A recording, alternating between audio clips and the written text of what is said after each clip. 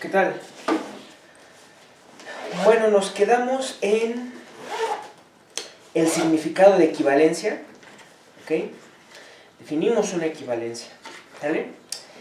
Y esto era una función, un mapeo, que era Lipschitz, ¿ok?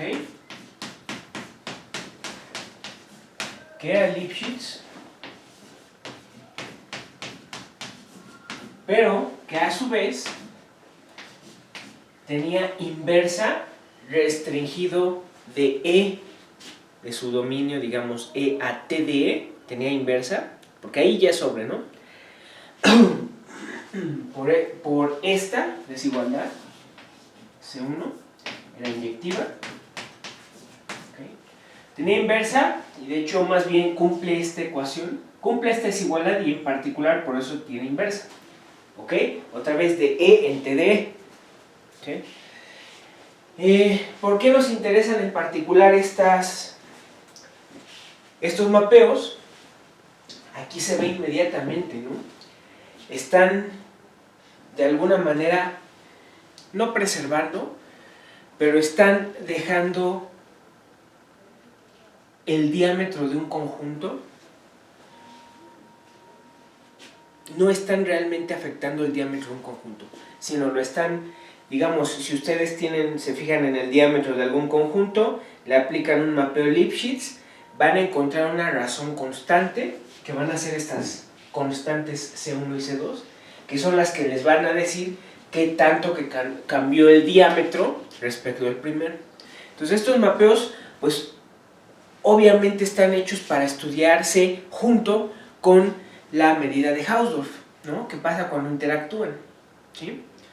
Y ya habíamos visto un par de resultados con funciones Holder, y vamos a probar ahora, vamos a empezar porque de hecho vamos a probar hoy algo muy interesante. Vamos a probar ahora el teorema 221, ¿ok? Según yo sí, es el teorema 221, porque el último que vimos fue equivalencias, ¿no? Es el teorema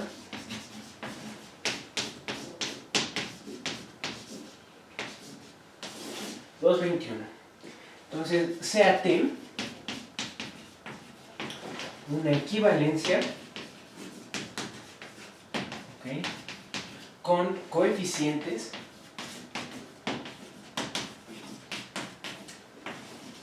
C1 y C2. Ya saben a qué me refiero. Las constantes Lipschitz, ¿ok? De un conjunto E, de un conjunto E en la potencia en Rm. ¿Sale? Entonces, y aquí he estado abusando un poco de la notación, porque cuando escribo T de X menos T de Y, esta es la norma euclidiana de esta, pero es distinta dimensionalmente a esta, ¿no? Porque esta es en n dimensiones y esta es en m. Entonces, para hacer juntos, tal vez habría que ponerle aquí alguna m y aquí alguna n para diferenciarlas, pero se entiende del contexto a lo que me refiero, ¿no? ¿Ok? Bueno, entonces tenemos inciso A, C1 de S, de HS de E, es menor o igual que HS de T de E, ¿ok? Que es menor o igual que C2 a la S por HS de E, ¿ok? ¿Qué es lo que les decía? ¿Cómo cambia la medida de Hausdorff respecto a la original? Cambia por estas constantes. Claro, la medida de Hausdorff HS, ¿sí?, cambia a lo más por estas constantes. Esta es la razón de proporcionalidad, ¿ok? ¿Qué tanto afecta al diámetro? Los mapeos, las equivalencias, se afectan así, ¿ok? Por eso es que en particular se llaman equivalencias, ¿no? Luego, inciso B. Bueno, si esto le ocurre a los diámetros, ¿qué creen que pase? Y por cierto que aquí me faltó, esto es para toda S entre 0 e infinito. En el inciso B, pues la dimensión de Hausdorff de TD resulta que va a ser la dimensión de Hausdorff de E. ¿Ok? Y pues en parte se da por esta desigualdad, por estas desigualdades. ¿Ok? Y la caracterización que vimos de ínfimos y supremos de la dimensión de Hausdorff. ¿Ok? Y en particular, esto es una consecuencia, en particular, si T es una isometría, tenemos que, lo pongo como inciso C, HS de TDE, pues es HS de E para todo S entre 0 e infinito. ¿Sale? La demostración pues realmente es consecuencia de resultados anteriores. Bien, por el teorema, ya lo habíamos probado, 2.19, tenemos que HS de TDE es menor o igual que C2 a la S por HS de, ¿se acuerdan de eso? ¿Ok? Eso es para toda S entre 0 e infinito. ¿Sí? Entonces, por la observación, aquí, mucho ojo, por la observación anterior, me refiero a la lección pasada. La lección pasada hablé de exactamente con lo que empecé ahorita, de que si tienes una función Lipschitz, ¿ok?, que satisface la desigualdad que puse al principio, o sea, con inversa Lipschitz, eso es lo que estamos diciendo, ¿ok? Vamos, una función Lipschitz tiene inversa Lipschitz, sí, solo sí, se satisface la desigualdad que puse al principio, ¿ok? Esa es la observación anterior.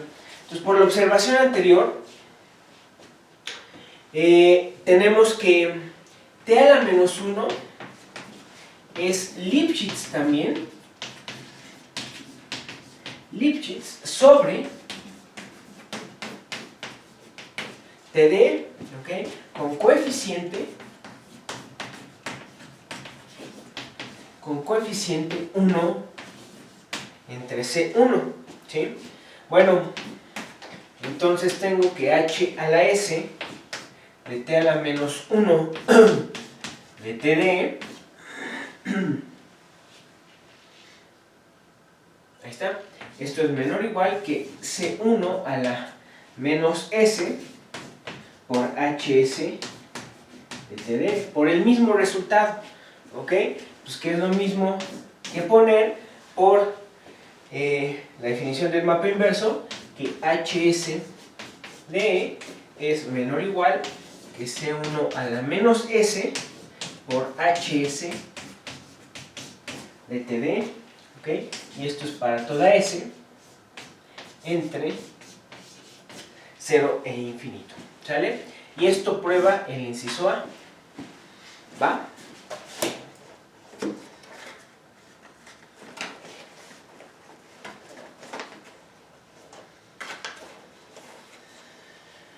Bien, luego, igualmente, probamos el inciso B con un resultado anterior, ya lo teníamos, ¿ok?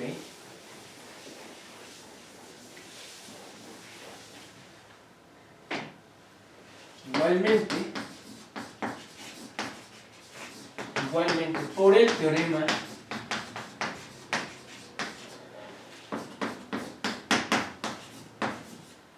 (2.19), tenemos que la dimensión de TDE es menor o igual que la dimensión de Hausdorff de E, y a su vez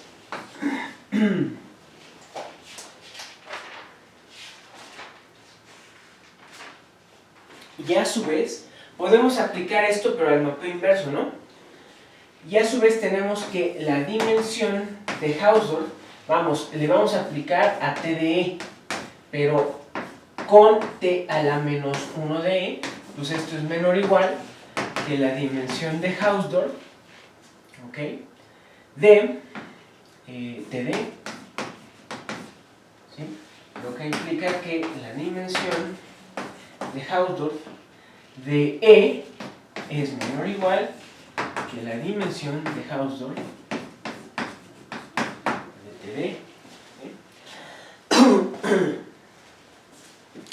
Y ya habíamos hablado de esto, ¿no?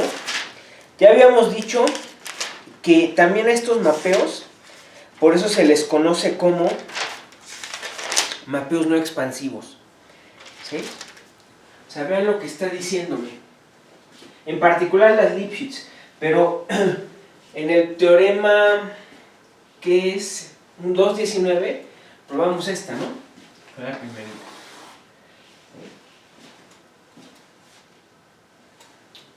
O sea, son mapeos que de cierta manera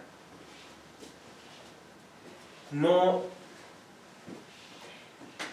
significa exactamente lo que les dije. Dejan proporcional el diámetro, ¿ok? No lo expanden sin proporción alguna. O sea, no es que no podamos rastrear la proporción de alguna manera o caracterizarla. Sí podemos. Se caracteriza con estas constantes, ¿sí? Y la dimensión de Hausdorff, que es lo más interesante, en el caso de una equivalencia se preserva, ¿no? Porque en el caso de Lipschitz, pues nada más tenemos esto. En el caso de la equivalencia, pues me está diciendo, pues mira, los diámetros quedaron proporcionales, ¿ok? Entonces, realmente estás hablando de un conjunto con la misma dimensión de Hausdorff.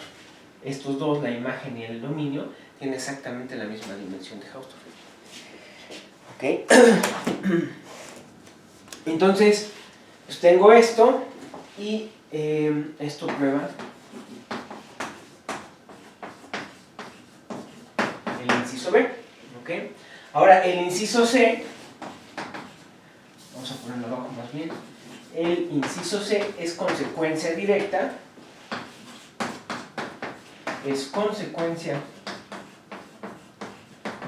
de A,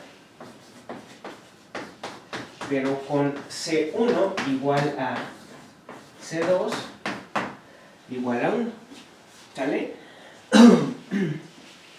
Bien, ahora teorema 2.22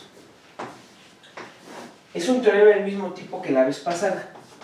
Sea E un elemento de la potencia y T una isometría, ¿ok?, sobre Rn. Acuérdense que una isometría es una equivalencia con ambos coeficientes iguales a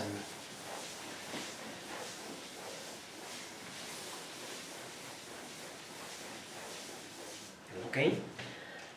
Entonces,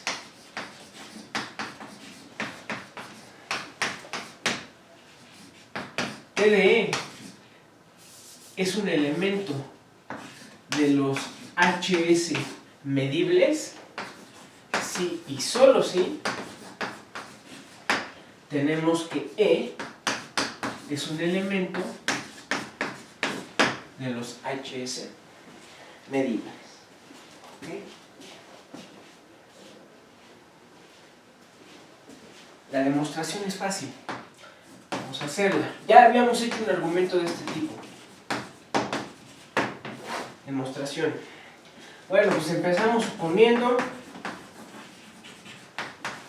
que E es un HS medible. ¿Ok? Bueno, como T es una isometría,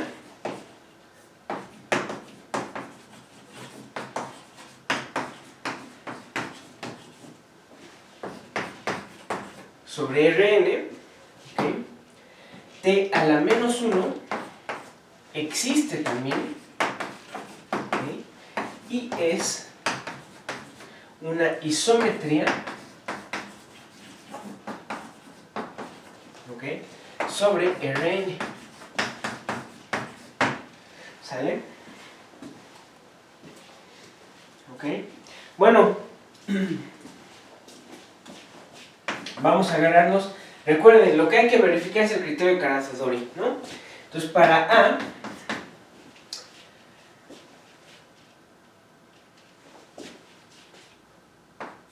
que pertenece a la potencia de Rn arbitrario, tenemos lo siguiente. Hay que calcular los elementos del criterio de Karaza-Zori. Tenemos que HS, ¿ok?, de A intersección TDE, esto es igual a H a la S de T a la menos 1 de intersección de A, perdón, este es A, de A intersección TD. ¿Sale? Entonces podemos factorizar de ahí, de esa intersección, una T, ¿no? Entonces esto es igual a HS de T, pero en T a la menos 1 de A intersección TD. ¿Ok? Ah, y aquí se me fue ya. Aquí ya no aparece el T. ¿Ok? Aquí es E, nada más.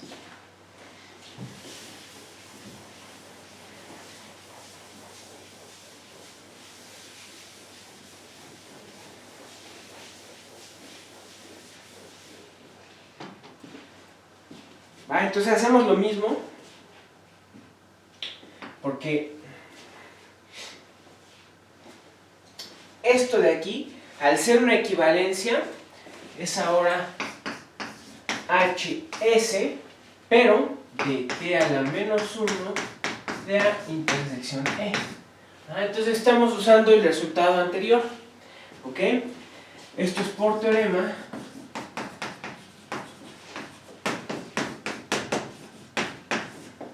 (221), ¿ok? E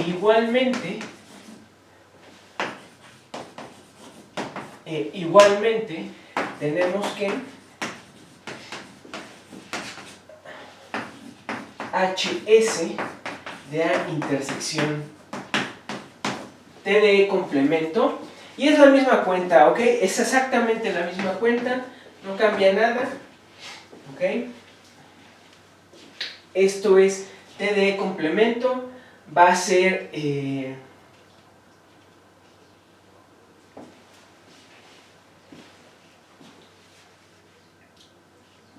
el complemento de TDE, ¿ok? Va a ser T de E complemento, ¿vale? Entonces, esto va a ser eventualmente HS de T a la menos 1 de A intersección de complemento, ¿ok? Entonces, ya habíamos usado este argumento, que como E es un HS medible, pues tenemos que HS de A intersección TDE más HS de A intersección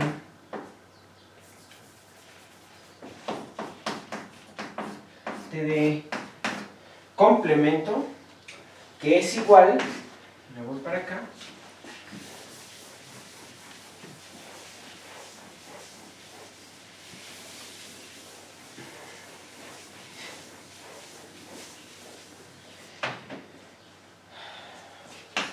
que es igual a HS de T a la menos 1 de A intersección E más de HS de t a la menos 1 de A intersección el complemento.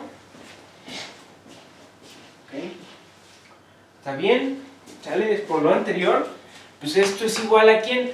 Como el E es un HS medible, pues esto es HS de t a la menos 1 de A. Esto es por el criterio de Cadaz de Dory, ¿no? Pero pues t a la menos 1 es un mapeo Lipschitz, es una equivalencia. Entonces, ¿esto qué debe ser? H a la S de A. ¿Sí o no? Entonces, obviamente, ¿no? Si una función es Lipschitz con inversa, si una función es una equivalencia, mejor dicho, su inversa es una equivalencia. ¿Sí? Y ya está, ¿no? Porque por lo tanto, esto pertenece a los HS medibles. ¿Ok? Déjenme ver cómo se está viendo bien esto. ¿Sale? Bueno.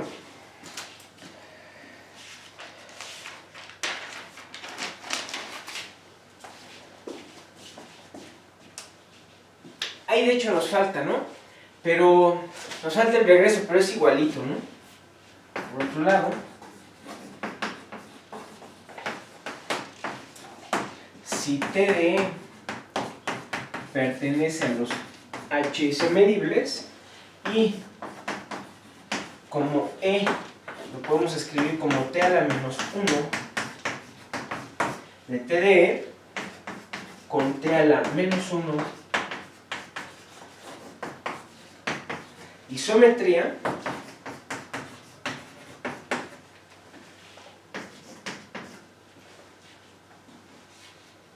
tenemos que E es un HS medible por el mismo argumento. Nada más que aplicándoselo a esto, ¿no? Por el mismo argumento. ¿Sí? Bien. Lo que vamos a hacer ahora es probar un resultado, empezar a probar estos resultados, que son los que nos dan la intuición de qué significa la Hausdorff. ¿Ah? Ahora sí. Entonces vamos a empezar con el primero, es muy interesante. Vamos a ver unos ejemplos. ¿Okay? Este es el teorema .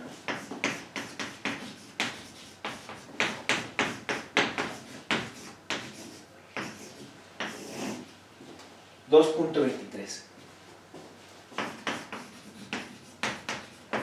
Para cada E que pertenece a la potencia H1 delta de E es independiente.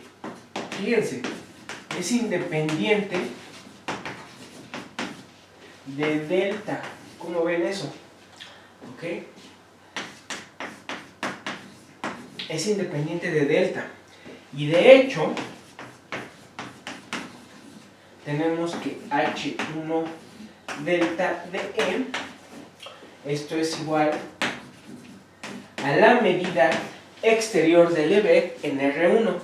Aquí hay un 1 invisible, que es la que me dice que es la medida exterior del Lebesgue en R1, pero no se lo ponemos, ¿sí? Cuando es 1 no se lo ponemos. ¿Va? Entonces, pues esto es independiente, es decir, esto es para todo delta que pertenece a cero infinito. ¿Ok? ¿Va? Entonces, por lo tanto, la conclusión que queremos es que H1 de E es lambda asterisco de E. ¿Ok? Para eso voy a usar un resultado que le pedí a Luis que les diera. ¿Okay? Se los voy a escribir. ¿Va? Pero fíjense, o sea, esto ya nos está diciendo algo muy importante, ¿no? H1 coincide con la medida exterior del Lebesgue en una dimensión. ¿Sí? En una dimensión. ¿Va?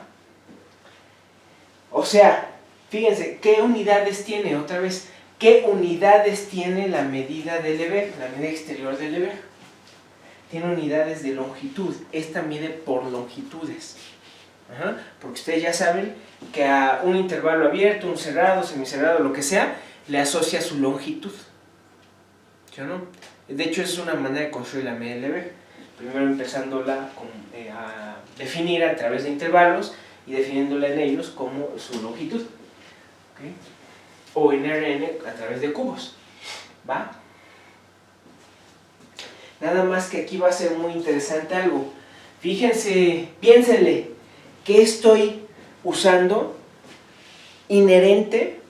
No lo estoy escribiendo, pero inherentemente estoy usando algo extra en este resultado, en este teorema 223. Hay un paso, tal vez valdría la pena mencionarse, tal vez no, probablemente no, porque se tiene que entender en el contexto. ¿Ok?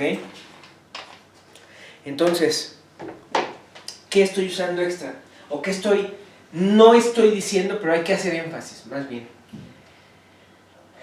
H1D coincide con la medida exterior de Lebesgue. Ok, perfecto. ¿Eso qué quiere decir? Que como medidas, ¿no? H1 coincide con la medida de Lebesgue. ¿Okay? H1 coincide con este concepto de medida que sabemos que es el concepto de medida en Rn para conjuntos en el espacio euclidiano. ¿Okay? Además, H1, recuerden, H1 se obtiene a través de estimaciones con cubiertas, ¿okay? Pero estas elevadas a la 1. O sea, ¿eso qué les dice? Que la estimación tiene unidades de longitud. ¿Sí? ¿Okay? Si fuera H2 esto, estarías diciendo que esto tiene H2, las estimaciones de H2 tienen unidades de ¿qué? De área. ¿Okay? Pero mucho cuidado. Quedamos que la medida de Hausdorff de un conjunto E, pero he visto como subconjunto de Rn, es igual a la medida de Hausdorff de E, pero he visto como subconjunto de Rn más K. ¿Sí o no? Hemos visto eso.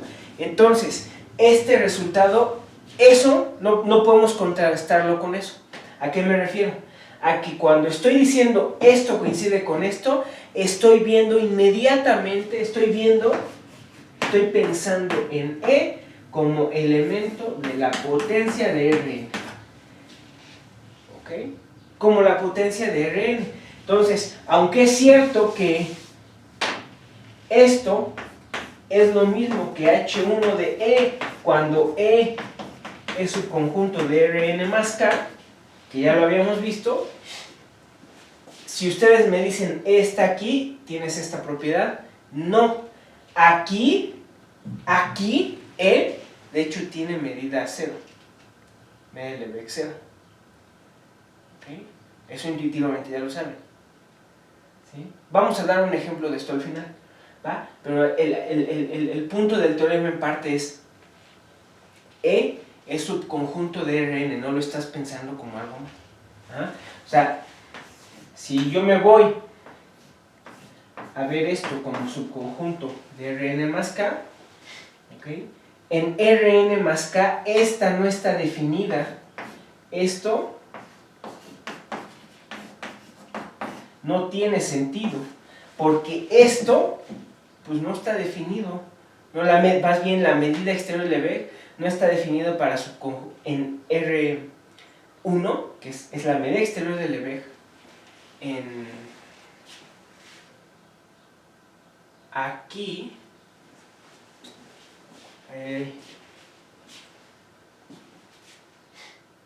esta es la medida exterior de Lebesgue, pero aquí me confundí en algo.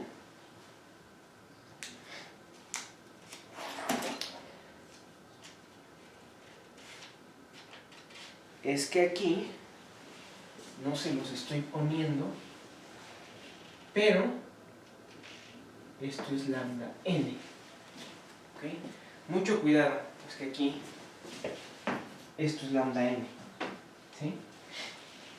Esta es la medida de Lebesgue, la medida exterior de Lebesgue, pero en n dimensiones, ¿sí? Es lambda asterisco n, ¿va? ¿Ok? ¿Sale? Entonces, no lo vamos... Aquí, otra vez, n. Entonces, aquí sí no pueden aplicar ese resultado. ¿Ah? No, porque no tiene sentido. No tiene sentido. No pueden decir, ah, mira, si piensas a E como subconjunto de Rn más K, esto es cierto. No, no. Esto no está definido en este espacio. ¿Sí? Mucho ojo. ¿Okay? Mucho cuidado. Entonces, el teorema es, si está sujeto a que piensen a E como subconjunto del espacio euclidiano adecuado. ¿Okay? Voy a usar un resultado que les dio Luis, se los voy a escribir, entonces ahorita regresamos.